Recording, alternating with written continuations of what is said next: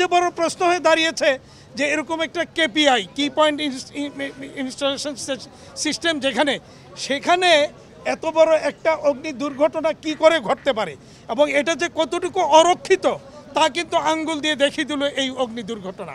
অধিকাংশ প্রতিষ্ঠানে আমাদের আগুন লাগলে আমরা নিজেরাই কন্ট্রোল করতে সক্ষম হই, তাহলে সরকারের এরকম একটা গুরুত্বপূর্ণ জায়গায় সিভিল এভিয়েশনের কি সেই প্রস্তুতি কি ছিল না?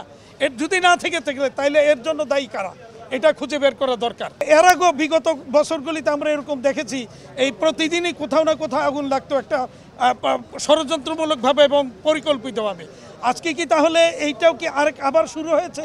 দেশের গুরুত্বপূর্ণ স্থাপনা, গুরুত্বপূর্ণ ইন্ডাস্ট্রি, গত পরশুদিন যেটা চট্টগ্রাম ইপিজেডে ঘটলো, আপনারা দেখেছেন কি ভয়াবহ অগ্নিকাণ্ড। এর আগের সপ্তাহে পলমল গ্রুপের একটা প্রতিষ্ঠানে ঘটলো, ওই দিন আপনার মিরপুরে একটা অগ্নির ঘটনা ঘটলো, আজকে আবার ইনসেপ্টাতে লেগেছে যতটুকু খবর পেয়েছি। তাহলে এইভাবেই কি অগ্নি দুর্ঘটনা ঘটতে থাকবে? সরকার এখানে কি করবে আমার মনে হয় একটু ভেবে দেখা দরকার।